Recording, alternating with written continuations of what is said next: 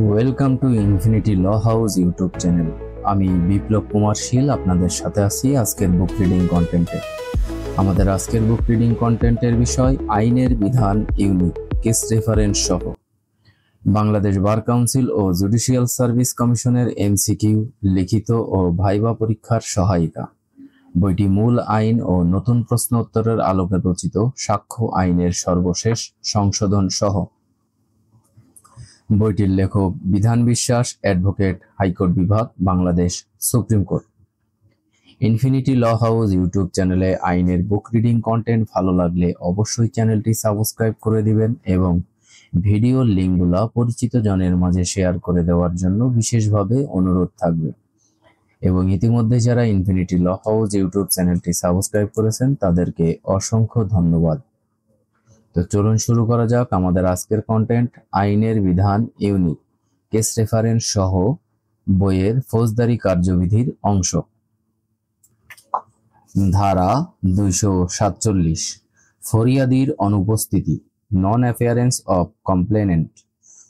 সমন যদি নালিশক্রমে জারি করা হয়ে থাকে এবং আসামির হাজির হওয়ার জন্য নির্ধারিত তারিখে অথবা তৎপরবর্তী যে তারিখ পর্যন্ত শুনানি মুলতবি থাকে সেই তারিখে ফরিয়াদি হাজির না হয়, তবে ইতিপূর্বে যে বিধানই থাকুক না কেন ম্যাজিস্ট্রেট আসামিকে খালাস দিবে, যদি না তিনি অন্য কোনো কারণে অন্য কোনো দিন পর্যন্ত মামলার শুনানি মুলতবি রাখতে যথাযথ বিবেচনা না করেন।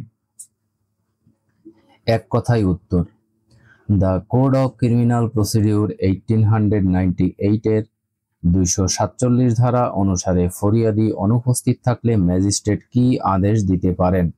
আসামিকে খালাস দিতে পারেন ও উপযুক্ত কারণ থাকলে শুনানি মুলতবি করতে পারেন এর যে কোনো একটি।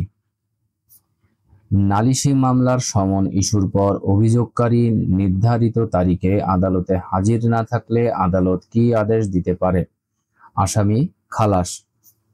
The code of criminal procedure 1898 এর ধারা 247 মোতাবেক নালিশকারীর অনুপস্থিতির কারণে আসামি খালাস পাবে যদি সমন ইস্যু হয়। উচ্চ আদালতের নজির, অভিযোগকারী হাজির না হওয়া কথাটির অর্থ হচ্ছে বিচারের তারিখ সম্পর্কে জ্ঞান তথ্য থাকা সত্ত্বেও অভিযোগকারী হাজির হতে ব্যর্থ হন। 28 DLR 74। নালিশি মামলায় অভিযোগকারী হাজির না হলে অভিযুক্তকে খালাস দেওয়া ম্যাজিস্ট্রেটের অবশ্য পালনীয় কর্তব্য, যদি না ম্যাজিস্ট্রেট অন্য কোনো দিন মামলার শুনানি মুলতবি রাখা পর্যাপ্ত মনে করেন। 36 DLR 349। অভিযোগকারী ধার্য তারিখে হাজির হতে ব্যর্থ হলে এবং উক্ত গড় হাজিরার জন্য উপযুক্ত কারণ ছিল বলে আদালত মনে করলে 247 ধারায় মামলার শুনানি মুলতবি রাখতে ম্যাজিস্ট্রেটকে ইচ্ছাধীন ক্ষমতা দিয়ে থাকে। স্পষ্টত অভিযোগকারী হাজির হতে ব্যর্থ হলে বিচারিক ম্যাজিস্ট্রেট মামলার শুনানি মুলতবি রাখা যথার্থ মনে করেননি। 247 ধারায় খালাস আদেশ দান করেছেন। 4 BLD AD 149। ধারা 248, নালিশ প্রত্যাহার, উইথড্রল অফ কমপ্লেন্ট। অত্র অধ্যায়ের অধীন কোনো মামলার চূড়ান্ত আদেশ হবার পূর্বে ফরিয়াদি যদি ম্যাজিস্ট্রেটকে সন্তুষ্ট করতে পারেন যে তাকে অভিযোগটি প্রত্যাহারের অনুমতি দেওয়ার পর্যাপ্ত কারণ রয়েছে, তবে ম্যাজিস্ট্রেট তাকে উহা প্রত্যাহারের অনুমতি দিবেন এবং অতঃপর আসামিকে খালাস দিবেন। এক কথায় উত্তর, the code of criminal procedure 1898 এর কত ধারার বিধান অনুযায়ী ম্যাজিস্ট্রেট নালিশ প্রত্যাহারের অনুমতি সহ আসামিকে খালাস দিবেন? 248। অভিযোগকারী নালিশ প্রত্যাহার করতে পারে the code of criminal procedure 1898 এর কত ধারা অনুযায়ী? 248। কমপ্লেন্ট প্রত্যাহার করা হলে আসামি খালাস পাবে।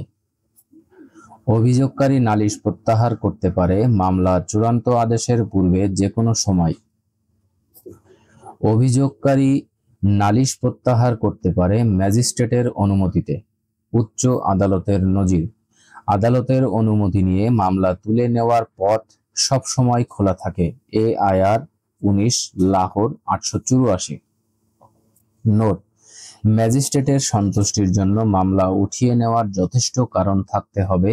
ফৌজদারি কার্যবিধির 494 ধারায় মামলা প্রত্যাহারের ফল সম্পর্কে উল্লেখ করা হয়েছে। ধারা 249, ফরিয়াদি না থাকলে কার্যক্রম বন্ধ করার ক্ষমতা। Power to stop proceeding when no complaint.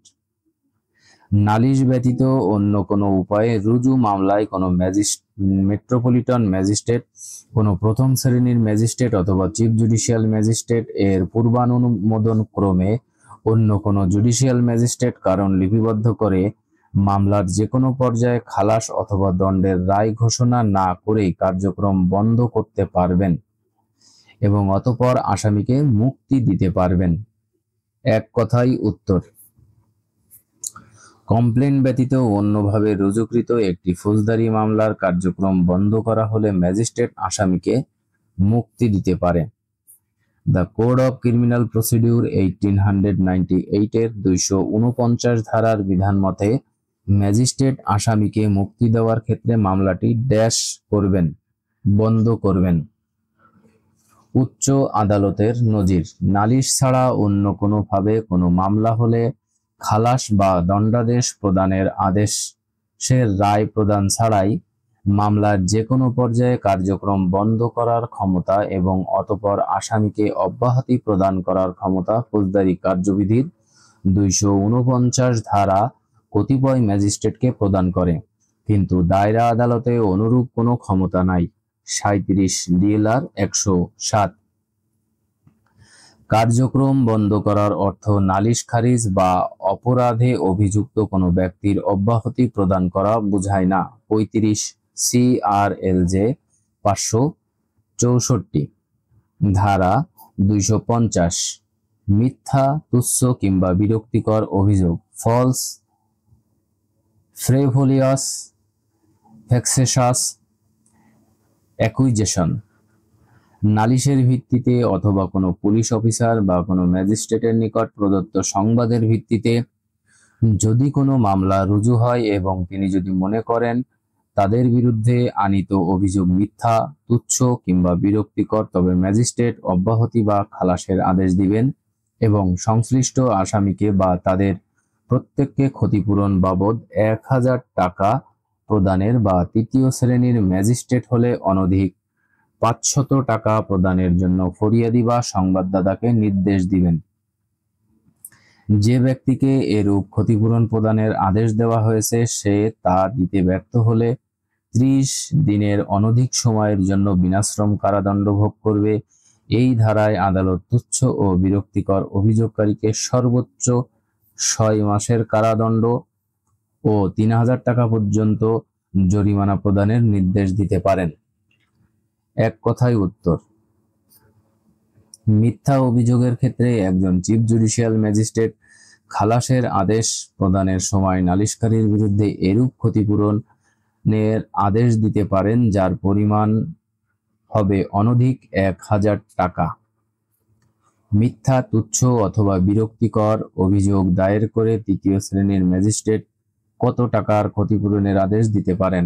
অনধিক 500 টাকা।